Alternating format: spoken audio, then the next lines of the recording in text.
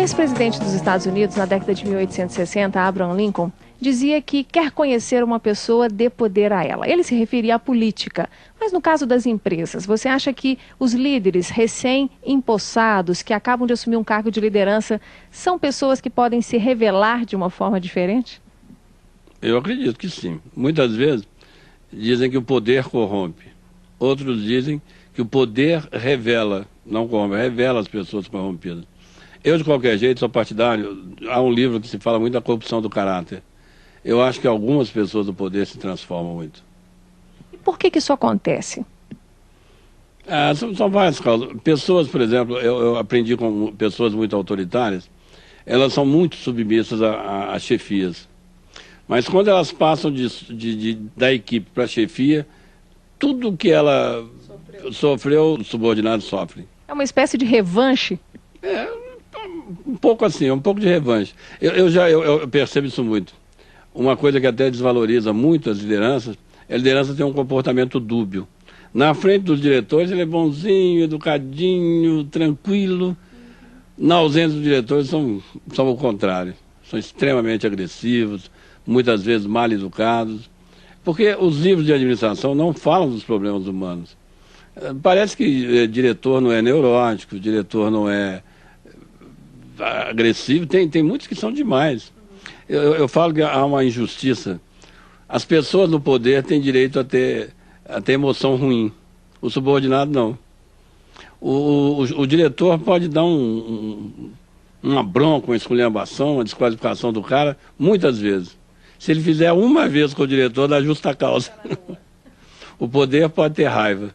As pessoas subordinadas não podem ter raiva do poder. Agora, você acha que esse comportamento desequilibrado, de um uso excessivo do poder, da autoridade, ele é comum em líderes mais antigos no seu cargo ou naqueles que acabaram de assumir uma posição de liderança? Depende. Às vezes quando assume, pouco tempo depois se revela. Alguns são a vida inteira, principalmente em algumas empresas familiares ou algumas empresas públicas, onde o cara fica no poder há muito tempo. O sujeito, durante anos e anos, faz da vida dos outros um inferno. Agora, pensa bem, essa questão de que você acabou de lembrar, que pela hierarquia, que é inclusive uma influência militar dentro da organização das empresas, um liderado não pode se opor de forma veemente contra o seu líder, mas o líder pode fazer isso. Como é que você recomenda que o liderado haja se a liderança dele é tirana? Ele tem que abaixar a cabeça, aceitar, se demitir da empresa se não concordar, ou há uma forma inteligente de você mostrar ao líder que ele está sendo opressor? Olha, eu acho muito perigoso mostrar isso. Quando as empresas me chamam para trabalhar esse tipo de problema, eu costumo falar com as empresas que tem que fazer um trabalho do grupo, o grupo tem que ajudá-lo. O pessoal do grupo tem que falar com ele. Mas um sozinho, um isolado, sem uma pessoa de fora, eu acho muito perigoso. Quer dizer, você acha que o líder não está pronto para ser chamado a atenção? A maior parte das vezes não. A nossa estrutura de origem militar fez que as organizações usassem muito o conceito de autoridade. E o conceito de autoridade, que é medieval, implica que eu não posso discutir o que o chefe fala. Não se pode discutir aquilo que a autoridade fala. Por exemplo, um juiz de futebol, ele pode estar absolutamente enganado. Se o jogador reclamar que ele está enganado, pode ser expulso. Mas então nós temos que aceitar que é assim e pronto? Não, eu acho o contrário. Eu acho o contrário. Para as empresas, esse tipo de liderança é muito ruim. O que acontece? As melhores pessoas saem da empresa, porque elas não vão trabalhar ali. E os piores se submetem porque não têm mobilidade. Então, a longo prazo, essas chefias autoritárias e muito brutas com as pessoas, selecionam negativamente.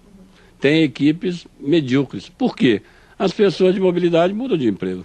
Milton, então toda pessoa que sair de um cargo de liderança, ela vai cair nessa cilada ou se ela já tiver seus valores bem definidos, um caráter firme, psicologicamente equilibrada, ela dá conta de assumir o poder, de ter mais autoridade sem mudar de comportamento?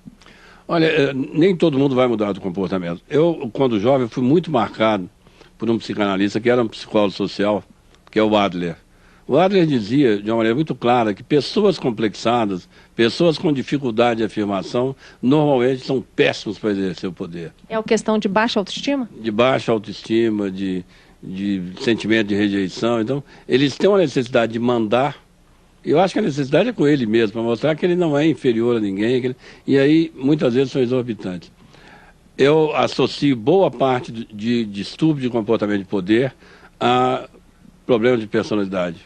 Você acredita que com essa nova geração que está chegando aí, que já está no mercado, já começou a trabalhar, já se formou, que não aceita esse tipo de liderança autoritária, os líderes autoritários tendem a acabar com a sua carreira, tendem a perder espaço? Nos últimos tempos tem perdido muito espaço. Eu trabalhei em empresas em que a técnica era assim, eu posso citar o caso, já tem tantos anos, a Fiat quando chegou aqui, os gerentes da Fiat, os gerentes de fábrica principalmente, eram um verdadeiro tirano.